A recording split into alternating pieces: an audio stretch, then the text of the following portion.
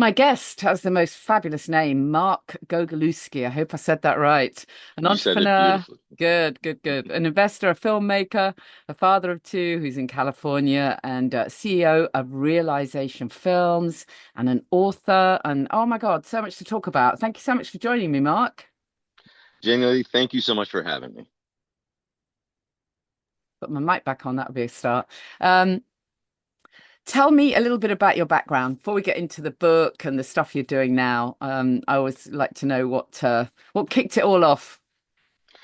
I usually start in Silicon Valley. I arrived at the age of 22, joined a startup at age 25, and by 41, we had sold the company, and my life was radically changed by that.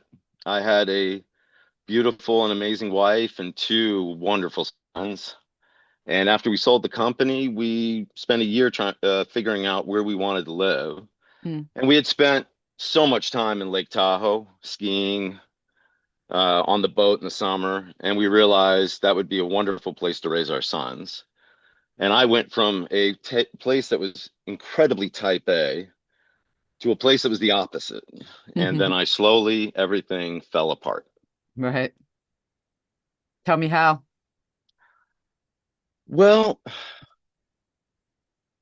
I'd achieved the dream. Mm. Where'd you go after I that? thought when you achieve the dream, I thought that meant I would be happy. Mm, Everybody told me that. All of culture, all of Silicon Valley, school, everything said that was the pinnacle. yeah. And when I moved to Tahoe, I had lost my purpose. Mm, And what I didn't know is my purpose wasn't just to succeed, it was to bury the pain of my childhood. And success was a way to get validation, applause, love. Well, sometimes it looked like love, some of it was love, mm, but it was really just like so many people who experience trauma as a child. Your kid psyche makes a decision, buries that experience, and my defense was success. yeah. So being in Lake Tahoe, where success is defined in very different ways, I always joke the only thing people in Tahoe are type A about is their sports equipment. Yeah, yeah, yeah. And I lost my mind. I tried many things. I tried being a ski bum. I volunteered at the local charter school. I helped, advise entrepreneurs, and I helped friends with their companies. But what was really happening is the pain that was deep inside of me just had to come out. And to be Mm, honest with you, it was more the rage that was hiding the pain had to come out. mm, And slowly, my drinking, which had been, I would say I was a professional functional alcoholic. yeah. From the moment I went to college, I went to a school, the University of Virginia, where they still sell T-shirts that say work hard, play hard. And we all know what the play hard is. Yeah. Then Silicon Valley and being a C-level executive traveling the world. Let's see, I picked skydiving, which you don't drink when you skydive, but you sure as heck drink after you skydive. Yeah. Skiing, same culture. I built a life around alcohol just because my protection was around alcohol. Mm, And as you know, alcohol isn't 100% bad, especially when you start. Suddenly it's freeing and you're comfortable and you're relating to other people and you're dancing and you're flirting and you're it starts off much more value than pain, and obviously it flips over time, and in my 40s it started flipping hard. yeah. Yeah. So how'd you get free? I faced my biggest fear, and what kept me drinking is that I was so terrified that I would destroy my sons that I hid it from them because I thought if I told them, they would know what a failure I was. Mm, And as somebody who used success as a defense, that was completely unacceptable. And so I woke up one morning on a Monday feeling better than I deserved. surprised that I felt better than I deserved. And then my blood pressure ramped, and I knew what that meant. So it was a trip to the hospital, day drinking, or go to rehab. And I just couldn't day drink again because it was all gone. All the joy was gone. It was just one drink after another. Mm. Maybe the like 4 shots that I would have at night so I could sleep would feel good, but it was just drudgery. It was just awful. I felt horrible. And I called my ex-wife, who we did not have a good relationship at the time, and told her she had to watch our sons for the next month. And then all three of them, God, I always cry. All three of them just supported me Yeah. Yeah. in the It's, most beautiful, accepting way. And I was shocked. yeah.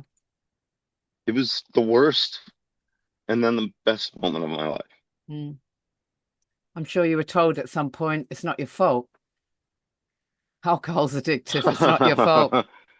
I don't know. I think far more, yes, yes, but I think far more that I heard that I made my choices. You did, yeah. I felt the judgment from everyone, especially myself. How did I end up in a place where I was choosing to day drink instead of be alive and be available for my sons and maybe start a company or make something happen, find new love? That was a Because you got caught in disaster. the alcohol trap, didn't you? Like so many of us. And it is a trap, and we are all lied Yeah, to. I mean, sooner or later, the depressive effects of alcohol just grab you and take you Yeah. down. I mean, that's the, yeah, I think about it. Drugs are tools. Mm. Some are really bad tools. Some are great tools. Penicillin's a great drug. If you were in the wild west of the United States and had to get your leg chopped off, a bottle of alcohol was your Yeah, friend. exactly. Exactly. You went to war, one night of tearing it on was a good thing. You got to let the stress out. But when you do it, well, it's funny. I quit. I don't know. I quit 1,000 times, but I was not drinking more days than I was drinking for the last 5 years. Mm. Mm. But when I would drink, it's because the urges would start at 5, and either I went to sleep with an urge or I drank, and sooner or later you break. Mm. You just Mm. can't take the constant neurological pressure of pushing for that dopamine. Yeah, And later I ended up getting my brain scanned, and literally my hypothalamus was on overdrive. My really. dopamine system was begging for dopamine. And Yeah, until I upended my entire life so I could, create healthy dopamine, I was stuck. yeah. So did rehab work in inverted commas? In my case, rehab worked a lot, and I was very prepared for it to work. I had done therapy for, geez, 5 years. I had gone down spiritual paths. I had tried changing my diet. I had tried finding hobbies and groups to spend time with. I had tried many, many things. And when I left rehab, it actually went really well for about 10 weeks. And I talk about this in the epilogue of my book, How to Be Okay, when you're supposed to be okay, but you're not. And 10 weeks later, the lights went out. And I went from doing all the things you're supposed to do, feeling really good. Mm. And then over the course of about 36 hours, it's like somebody hit a switch. And I called all the support I had. I had two therapists at the time. I had a backup therapist. My main one was on vacation. And this gentleman who saw me from time to time over the years, I think he saw the forest for the trees. And he said, I think you need to consider that you're bipolar. Right. Now, I got to tell you, that scared me for lots of reasons. It's a very Mm. scary term. Yeah, I didn't know what it meant. And I was terrified of psychiatric yeah, drugs yeah. and doctors. I lost one of my best friends who blew his head off, who struggled with alcohol, and I'm convinced, but I have no proof that it's the antidepressants that ultimately was the biggest cause. Mm. Obviously, there was a Mm. thousand causes. But long story short, I ended up getting my brain scanned and discovering that I had similar to American football players, CTE, Hmm. which is, I forgot what it stands for, but it's when you bang your head enough that you basically have brain damage. And I'm a Right, skydiver. So right, after 3,700 skydives, you have enough fast openings that you go from 120 to zero. It's like having a car accident. right, When you have almost 4,000 skydives, you have 40 really tough openings, and four of them, in my case, two of them, I probably should have gone to the hospital because I was close to having a concussion or right. probably had a concussion. So in the end, I needed hyperbaric oxygen therapy, about 100 hours to help my brain. And I will tell you, I have not had an urge since.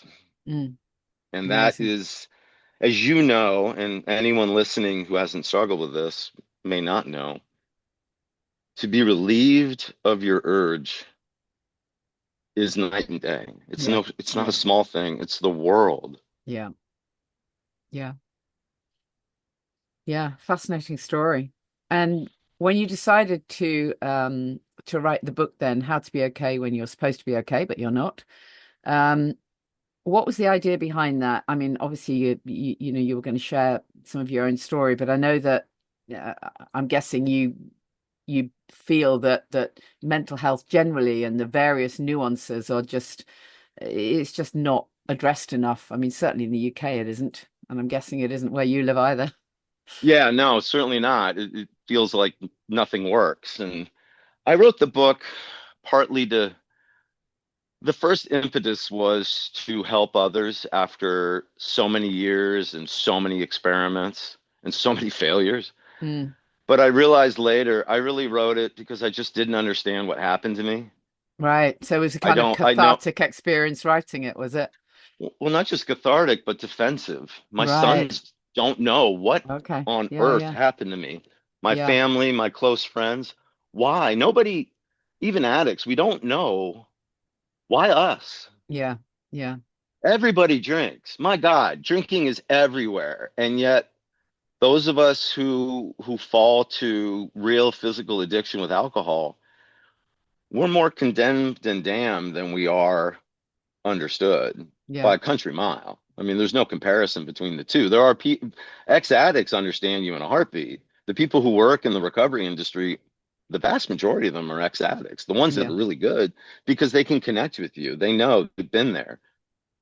They know in some sense there is no answer. There's only responsibility and you got to get your own way out. And that's the biggest thing in my book is that until you decide, until you say, basically, you're an adult, you know what's happening. What's it going to take for you to decide to do the awful, necessary work to Yeah. go step by step and rebuild your life? Because the hard part is, you know it. You know this means everything. And that's one of the reasons we all resist. We want to go back to normal, whatever that is. Can I Mm, just hang out with everybody and not go off the charts yeah. Yeah. until you convince yourself you know you can't do it? You just Yeah. can't. Move on. Oh, Tell me it's so about the awful. shame and the shame and the self-acceptance, because I know that's something you approach in the book. So often people, quit, but then rather than, feeling great, they have such crippling, debilitating shame as to what's gone before. And actually it doesn't serve you, does it? We have to find a way of self-acceptance. Well, yes. And I will say that suffering has a purpose. Yeah. Suffering is, I believe, God's call. Now, you don't have to use the G word or the J word. It's the call to reality. It's the call to what really matters to you if you just want to stay in a psychological frame. Yeah. But as you fall into addiction, from the outside, many see it as one horrible choice after another. And from the inside, it it doesn't feel like a choice. It feels like a desperate lifeline. It's the only tool. Okay, imagine you start with alcohol, and at the beginning it's fun. There's positives. I mean, I was a shy, closed up guy when I went to college. And alcohol freed me up Mm. and made me social in ways that now I can be without alcohol. But I didn't know that. I just had the experience of, wow, I meet people, I have fun, I can connect. But then slowly over time, it's hurting you. You know it's killing you. And your family and friends see it. And even with the best family and friends, there's judgment. There's just going to be there. And when that happens, you withdraw. Yeah. You hide your drinking and you sit in your shame. That shame is telling you, you know this is awful. You know you need to change. You don't know how. And you stay there until it's so awful that you jump out the window, metaphorically. Yeah. And the doorway out is first acceptance, but people get confused on the definition of acceptance. Acceptance does not mean you agree with it. Acceptance means that you accept reality as it Yeah. is. Exactly. Mm. And the way out is to first accept it and then find forgiveness. And Yeah. and forgiving yourself for a lifetime of mistakes is a tough battle. So usually we start by forgiving others, and that's why group therapy, community efforts, Yeah. church, if that's your thing, you connect with people who can look at you and say, I'm you, Yeah. just over here. Yeah. Exactly. Yeah. Yeah.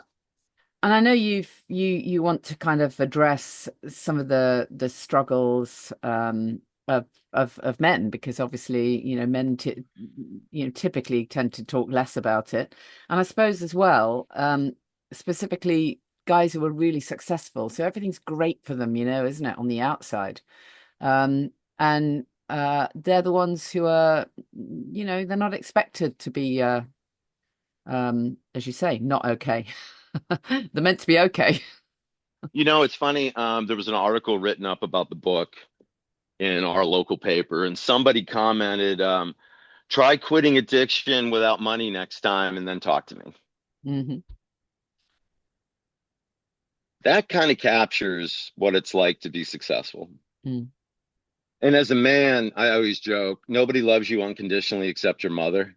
Yeah. And I think you can call that one into question, not from time to time as well. Yeah. You know, as men, we're expected to, what's wrong with you? Get up off the ground, clean yourself up. Come on. And it's culture, it's men to men. I mean, one of the positives of a male to male relationship is your friend calls you out, Yeah. usually in a supportive way, of course. But like judgment, there's the stink. Oh, you're fine. Come on, you're a rich guy. Mm. What problems do you? I mean, people told me all the time when I would try to share, like I was struggling, hey man, you're living the dream. You're entitled to living the dream. And Yeah. inside, I'm like, you have no idea how much I am not living the dream. Yeah.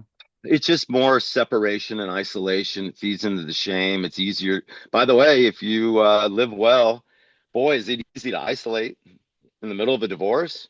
Home in a big house, rattling around. I mean, like a free electron. It was awful. It's Mm. it makes shame and being alone massive loneliness. And as Yeah. you know, there's a big difference between being alone and being lonely. Yeah. Absolutely. Yeah. So tell me about the book. What's in it? What do you hope that people will get from it? I've done a lot of spiritual work, and I'll answer it in that way. There's multiple paths to divinity. There's a lot of talk about the work and the way. Yeah. At the end, your way will forever be your way and nothing else. What you choose to take in, who you choose to listen to, what new diet or set of rules or spiritual truths, you're trying it all on to find out what works for you. And when you're an addict, especially when you're suffering from anything, you want out. You have to face the work of discovering yourself to figure out why you are where you are. And you need to try lots of things because at the moment, there is no one answer. We all bouncing in and out of detox and rehab and groups and our family's couches and friends, friends' RVs or whatever else it is we happen to be trying. Like you have to work yourself to a real decision to change, not wanting, not wishing, not thinking about how it used to be or how you might just tweak it. You're going to have to face the fact that you built a life that that drives addiction. Yeah.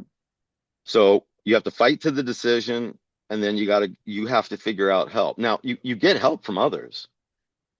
Healing comes through relationship to yourself, relationship to the healer, to the healee, to, peers and fellow suffering humans. You have, in the end, the way out is always responsibility, Yeah. self-responsibility, as much of it as you can take.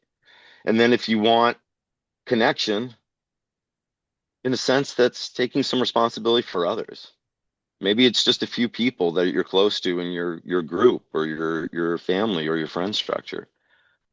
You have to care about more than yourself, but first you have to take care of yourself. Yeah. So where do you think the self-love piece fits in, if that's not too woo-woo a term? Well, yeah, isn't that a woo-woo term? I mean, when you first run into it, you're like, it sounds great, self-love. Yeah, got it. What on earth is self-love? I think starting with acceptance, meaning you just see where you are, Yeah. forgive others so you can build up some muscle of forgiveness, and then go find that little kid. This is where therapy comes in. And therapy is getting a little controversial here in the States. I don't know how it is in the UK because, it can be good and it could be not good. But with therapy, you find that kid inside of you that got so hurt, who made the decisions, the defense, made the decision. Like in my case, my little kid made the decision that I'm just gonna have to be successful to be safe in the world. Yeah, exactly. So I get why I did that, but I also have to forgive all the pain that came with it. That Yeah. kid did everything he could under horrific circumstances. Yeah. And when you forgive that kid, then you can start forgiving the slightly older teenager, the young adult. And ultimately, you get to yourself and Yeah. you can forgive yourself for where you're at because you start to realize that certainly when you were 7, it was not your fault. You were innocent, and without your consent, you were wounded to the core. That's easy. It's a lot harder to work through and see that, you have to take responsibility, but where it originated, you were an innocent child. Yeah. Have you ever done family constellations? I don't know what that is. Oh, okay. I would love to introduce you to that. It's the most incredible, very powerful work that I'm trained in now, and I mean, for me, aside from quitting alcohol, it's the thing that made the biggest difference in my life for sure. Um, but one of the things that we say, if you like, or we think about in family constellations is this idea that um, it's not about what happened to you. We can't change that. It might be horrific, traumatic, absolutely terrible.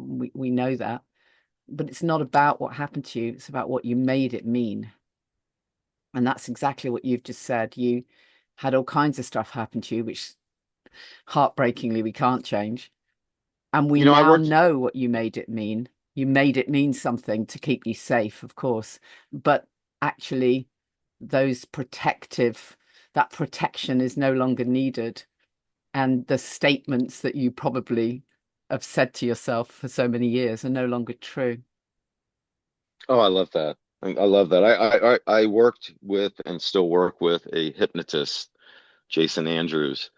And, his work is very similar. All of it's in a way, you get to the same place. Yeah, yeah, You can't change the facts of what happened, but you can change your experience of it. exactly. Because Exactly. now it's like, oh, well, I would never do it that way. Yeah, And my child, I can understand why that happened. yeah, That and right, then you forgive and you bring, it sounds woo-woo, but you bring that part of you, that energy back in. exactly. And it is for anyone. laughing at the woo-woo words.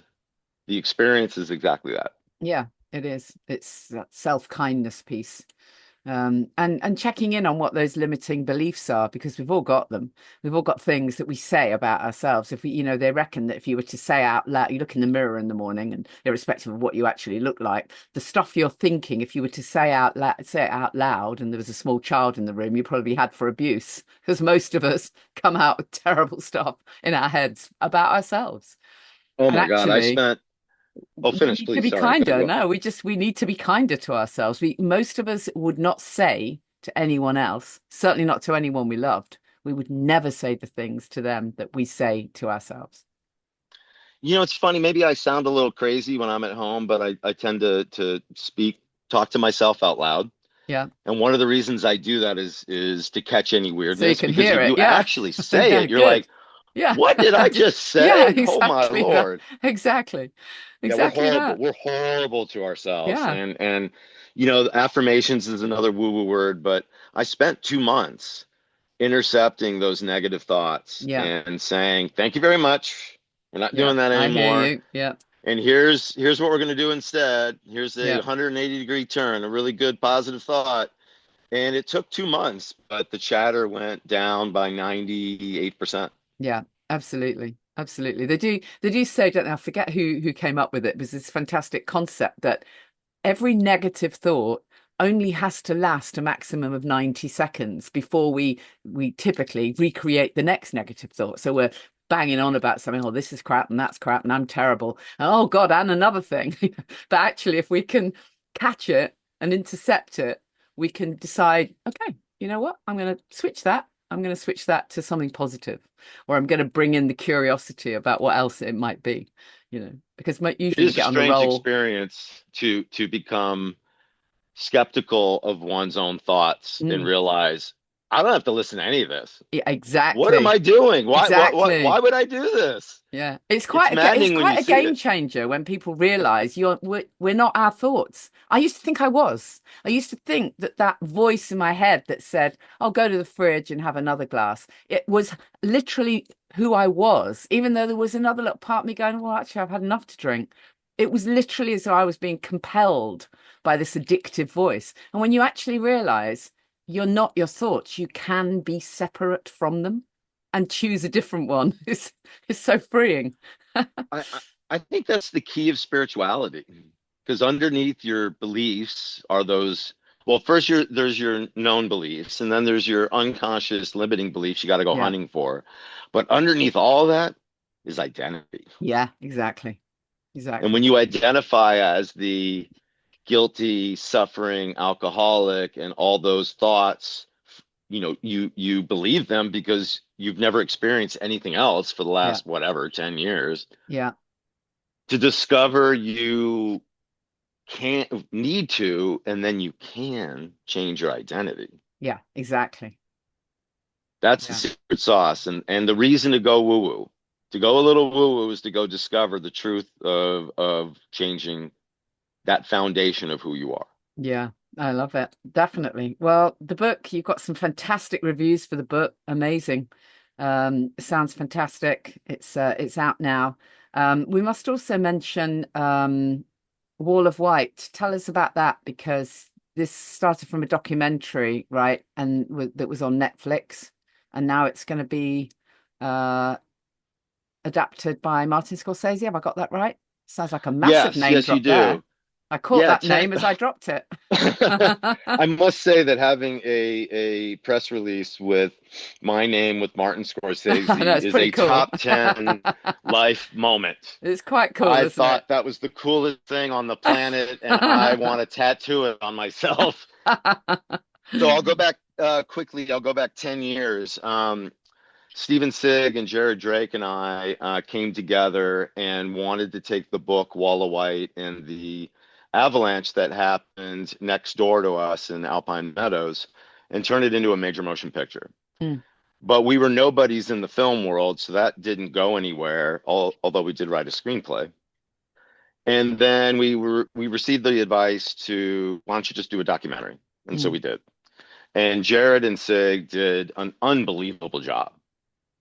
It didn't do great out in the theaters because there was the whole COVID thing, but when it landed on Netflix, it was number six in the country for all movies, not Yeah, just that documentaries. was Number called six. Buried, right? That was called That's Buried. Buried. Yeah, The avalanche at Alpine Meadows, yeah, yeah, 1982. I hope I got the number right. And then with that success, one thing led to another, and yes, Martin Scorsese is signed on to help produce the major motion picture, and all fingers and toes are crossed at the yeah, moment that this comes together and gets greenlit. And I got to say, my life is pretty strange. yeah. Fantastic. That's exciting. Really exciting. Brilliant. Thank you so much. Well, I wish you all the best, Mark. It's super exciting, and I wish you all the best and continued success with the book, which is just great. I love the title, "How to Be Okay When You're Supposed to Be Okay, but You're Not." Love it. And we'll put the link in the show notes and all of that. And if you come to the UK, let me know. Let's meet up. I'll introduce you to Family I would love that. Constellations. Yeah, that'd Oh be my gosh, great. face to face would be such a joy. Thank you so Yeah. much for the time and the conversation. You're a gift. And you take care. Thanks so You much. too.